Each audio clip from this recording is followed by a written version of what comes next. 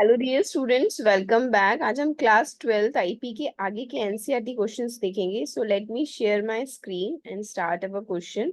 तो हमने last class में देखा था क्वेश्चन नंबर 7 और 8। ठीक है, आज की क्लास में हम देखेंगे क्वेश्चन नंबर 9। तो यहाँ पे ये क्वेश्चन है आपका। Create the following data frame sales containing year wise sales figure for 5 sales person in rupees following at the table. हमें ये टेबल क्रिएट करना है डेटा फ्रेम में। ठीक है, यहाँ पे आपको कॉलम्स दे रखे हैं, रोज दे रखे हैं। ठीक है, तो लेट्स स्टार्ट। तो डेटा फ्रेम मैंने आपको, अगर आपको डेटा फ्रेम क्रिएशन नहीं आता है तो मेरे पास ऑलरेडी मैंने वीडियो बना रखी है, आप वो वीडियो वापस से विजिट कर सकते हो। ठीक है, अब पहली जो हम चीज करते हैं वो करते हैं इंपोर्ट पांडास एसपीडी। ठीक है, अब डेटा फ्रेम क्रिएट करना है हमें, तो यहाँ पे हम ये डेटा, बहुत हमने डेटा फ्रेम के शायद 6 to 7 मेथड्स देखे थे क्रिएशन ऑफ डेटा फ्रेम। ये वाला डेटा फ्रेम हम डिक्शनरी से क्रिएट करेंगे। ठीक है, तो पहले हम लोग क्या करेंगे, डिक्शनरी बनाएंगे। ठीक है, तो मैं अभी D1 लिख देती हूँ, एक डिक्शनरी। ठीक है, इक्वल्स टू, अब डिक्शनरी में हमने पढ़ा था की क्या होते हैं, कॉलम नेम होते हैं। तो यहाँ पे आपने कॉलम नेम क्या दे रखे, 2014, 15, 16, 17। तो फर्स्ट जो कॉलम नेम होगा वो होगा आपका 2014। ठीक है, अब इस कॉलम नेम की वैल्यूज क्या होगी, हमारे जो कॉलम है उसकी फर्स्ट कॉलम की वैल्यू। ठीक है, तो वैल्यू मतलब आपका 100.5, 150.8, 200, 3000 और 4000, इस तरीके से ये वैल्यू हम लिखेंगे। ठीक है, तो यहाँ पे हम लिस्ट बना के लिखेंगे, क्योंकि एक से ज्यादा वैल्यू है तो आपको लिस्ट बनानी है, जहाँ पे हम लिखेंगे 100.5। ठीक है, और ये इंटीजर है इसीलिए हम लोग को कोटेशन देने की जरूरत नहीं है। 150.8, नेक्स्ट है आपका 200.9, नेक्स्ट है 3000, 30,000, एंड नेक्स्ट है 40,000। ठीक है, ये आपका हो गया फर्स्ट फर्स्ट कॉलम। उसके बाद हम नेक्स्ट कॉलम पे जाएंगे, तो फिर हम ये फर्स्ट लिस्ट को एंड करेंगे कॉमा से। उसके बाद फिर से हम कोटेशन ओपन करेंगे और नेक्स्ट कॉलम नेम देंगे जो है 2015। फिर हम कॉलन देंगे, उसके बाद फिर से हम लिस्ट बनाएंगे। अब लिस्ट में फर्स्ट वैल्यू क्या है, 12,000। आपको यहाँ से देखनी है वैल्यू, दिस वन, ये 12,000। उसके बाद नेक्स्ट है आपकी वैल्यू 18,000। उसके बाद नेक्स्ट वैल्यू आपकी 22,000। वेट, मैं ये नीचे लिख देती हूँ जिससे आपको समझ आए। ठीक है, तो नेक्स्ट वैल्यू आपकी 22,000। उसके बाद नेक्स्ट है, यहाँ से अब मैं लिख रही हूँ। ठीक है, 30,000। ये टेबल आपको ऑलरेडी क्वेश्चन में दे रखा होगा, आपको इसी को बनाना है। उसके बाद नेक्स्ट है 45,000, ये आपका सेकेंड कॉलम हो गया। उसके बाद हम फिर से लिस्ट को एंड करेंगे कॉमा से। ठीक है, उसके बाद हम थर्ड की बनाएंगे। थर्ड की को क्या, थर्ड कॉलम क्या होगा, 2016, और इसकी वैल्यू क्या होगी, ये रिक्वायर्ड। ठीक है, जो भी वैल्यूज है, तो नेक्स्ट हम लिखेंगे कॉलम नेम 2016। ठीक है, उसके बाद फिर से हम कॉलम देंगे, फिर से लिस्ट बनाएंगे। अब लिस्ट में फर्स्ट वैल्यू आपकी होगी 20,000, नेक्स्ट आपका होगा 50,000, नेक्स्ट आपकी वैल्यू होगी 70,000। उसके बाद नेक्स्ट वैल्यू होगी 10,000, नेक्स्ट 10,000 नहीं, 1 लाख है। उसके बाद नेक्स्ट है 1,25,000। इस तरीके से आपकी थर्ड वैल्यू हो गई। फिर से हम कॉमा देंगे, फिर से नेक्स्ट की बनाएंगे। नेक्स्ट की है लास्ट की हमारी, जो है 2017, मतलब लास्ट कॉलम है। हम कॉलम वाइज एंट्री करेंगे, डिक्शनरी ऑफ लिस्ट मेथड है ये। ठीक है, फिर से हम लिस्ट बनाएंगे और लिस्ट में हम लास्ट करेंगे। ये सबसे इजी है इसीलिए मैं ये वाला कर रही हूँ। आपको बाकी मेथड्स भी सीखने हैं तो आप मेरी बाकी वीडियोस से देख सकते हो। ठीक है, नेक्स्ट है 60,000। उसके बाद नेक्स्ट है 70,000। जो भी पेपर में जैसा भी क्वेश्चन दिया होगा आपको वही क्वेश्चन बनाना है। ठीक है, सेम एग्जैक्ट वैल्यू, ये वैल्यू चेंज हो सकती है, स्ट्रिंग हो सकती है। ठीक है, इस तरीके से हो गया। अब इसको हम डेटा फ्रेम में कॉल करेंगे, तो हम डेटा फ्रेम का एक ऑब्जेक्ट बनाएंगे DF1।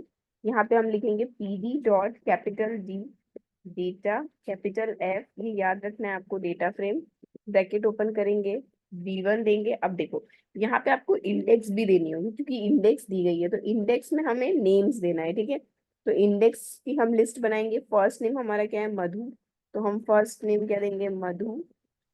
नेक्स्ट, आपका नेक्स्ट इंडेक्स का नाम है कुसुम, तो आपको देना है कुसुम। उसके बाद नेक्स्ट है आपका किंशु, तो नेक्स्ट आप दोगे जैसा आपको दिया है क्वेश्चन में आपको सेम वैसा ही डेटा बनाना है। उसके बाद नेक्स्ट वेट, उसके बाद नेक्स्ट आपका नाम दिया है अंकित, तो आपको यहाँ पे लिखना है अंकित, ठीक है। उसके बाद नेक्स्ट जो आपका नाम है वो है श्रुति, आपको नेक्स्ट लिखना है श्रुति। इस तरीके से आपका टेबल क्रिएट हो जाएगा, ठीक है। अब ये डेटा फ्रेम क्रिएट हो गया, हम इसको प्रिंट करते हैं। ये प्रिंट BF1, ठीक है।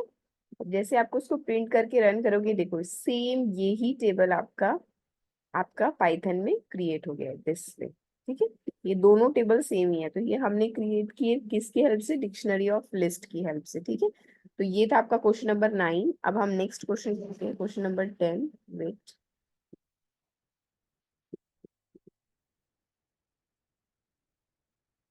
क्वेश्चन नंबर 10 है आपका, देखो, using use the data frame created in question number 9, ये डेटा फ्रेम को हमें यूज करना है।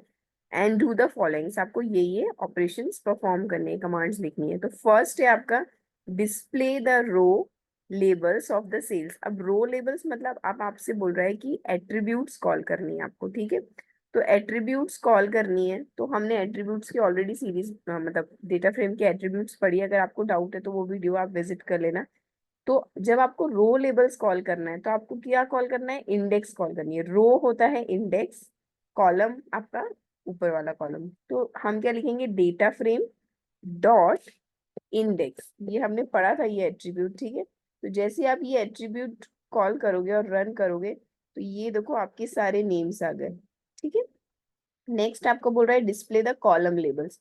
तो अब इंडेक्स की जगह आपको क्या कॉल करना है, कॉलम। तो यहाँ पे लिखोगे कॉलम्स, ठीक है। कॉलम्स में एस लगाना है आपको, ठीक है, कॉलम्स। तो यहाँ पे आप देख सकते हो आपका कॉलम्स आ गए सारे आउटपुट में, ठीक है। इस तरीके से आपको करना है, ये देख सकते हो फर्स्ट में आया इंडेक्स, फिर आया कॉलम्स। नेक्स्ट आपका ऑप्शन सी है display the data type of each column of sales. अब आपको क्या कराना है, डेटा टाइप डिस्प्ले कराना है। तो डेटा टाइप डिस्प्ले कराने के लिए हमारे पास जो एट्रीब्यूट थी वो थी डी टाइप। डी टाइप आप जैसे ही लिखोगे तो आपका डेटा टाइप आ जाएगा। वेट अ मिनट,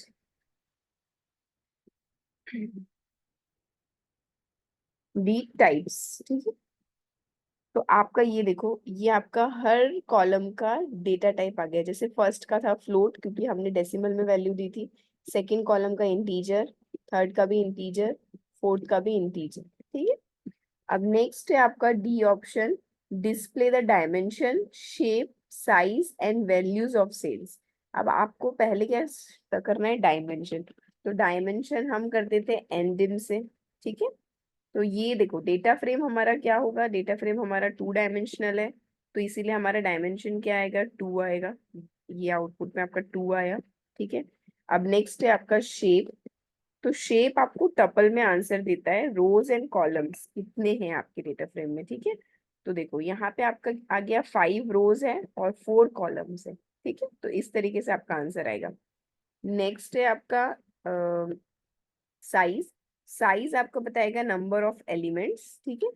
यहाँ पे हम लिखेंगे साइज। तो नंबर ऑफ एलिमेंट्स हमारे पास कितने हैं, 20। कैसे 20 है, इस टेबल पे अगर आप जाओगे तो ये टेबल में आपके 4 कॉलम्स है और 5 रोज है, तो 5 इंटू 4, 5 इंटू 4 20। तो इस तरीके से आपका आंसर क्या आया, 20 एलिमेंट्स, ठीक है। उसके बाद नेक्स्ट है आपका साइज के बाद वैल्यूज। तो वैल्यूज के लिए आप यहाँ पे लिखोगे वैल्यूज, ठीक है। तो इसमें आपके पूरा डेटा फ्रेम की सारी वैल्यूज आ जाएगी, ये देख सकते हो आप, ठीक है। इस तरीके से आपकी सारी वैल्यूज आ जाएगी, ठीक है, एक्सपोनेंशियल फॉर्म में। अब नेक्स्ट आपको जो ऑप्शन में पूछा गया है वो है display the last 2 rows. Last 2 rows के लिए हम टेल फंक्शन यूज करते हैं, हमने पढ़ा इससे पहले वाली क्लास में भी पढ़ा है। तो हम क्या लिखेंगे, टेल, और ब्रैकेट में आपका लिखेंगे टेल 2, ठीक है। तो टेल 2 जब आप लिखोगे तो इस तरीके से आप देख सकते हो, ये मैं हैशटैग कर देती हूँ, वेट,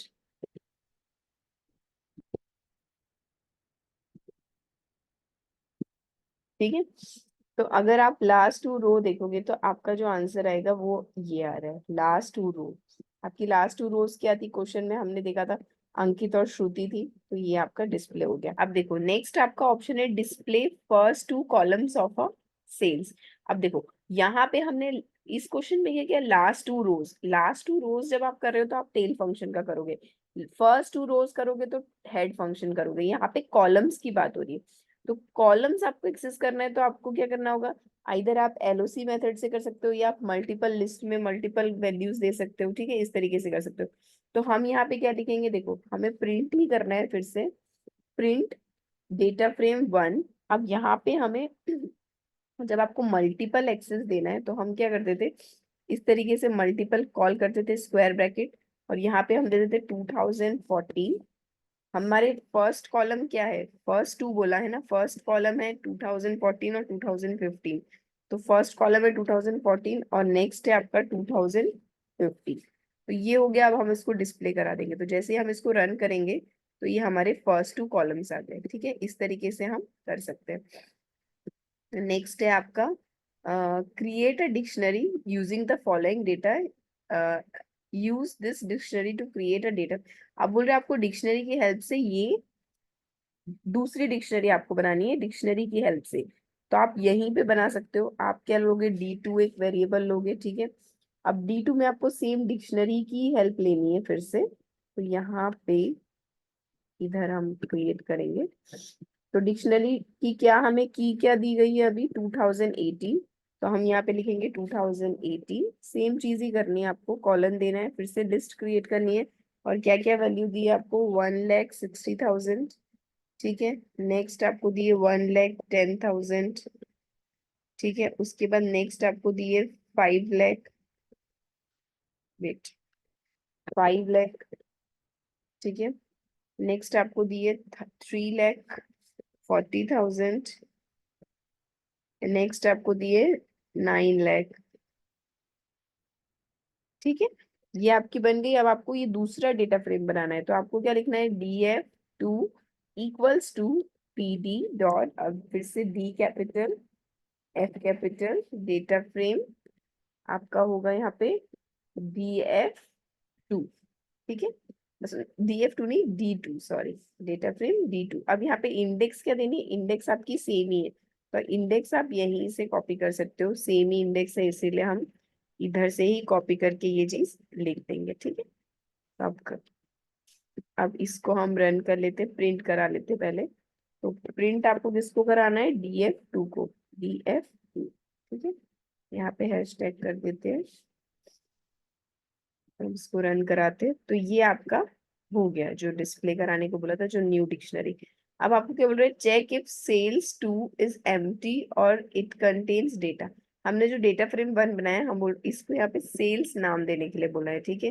तो ये आप यहाँ से भी सेल्स दे सकते हो। आपको चेक करना है कि सेल्स आपका, यहाँ पे सेल्स लिख देते हैं, आपको चेक करना है कि सेल्स एम्प्टी है कि नहीं, तो जिसके लिए हम क्या यूज करते थे, empty attribute sales dot empty, ठीक है। तो ये आपको बताएगा ट्रू या फॉल्स, ठीक है।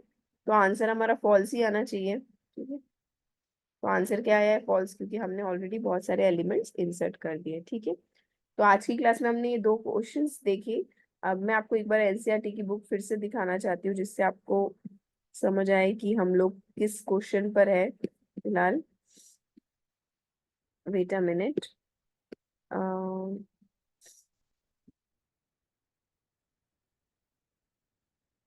तो ये आपके एनसीईआरटी की बुक है। यहाँ पे हम लोग अभी क्वेश्चन नंबर 9 सॉल्व किया हमने, क्वेश्चन नंबर 10 सॉल्व किया। अब हमारा लास्ट क्वेश्चन जो रह जाएगा वो है क्वेश्चन नंबर 11, जो हम लोग अपनी नेक्स्ट क्लास में करेंगे।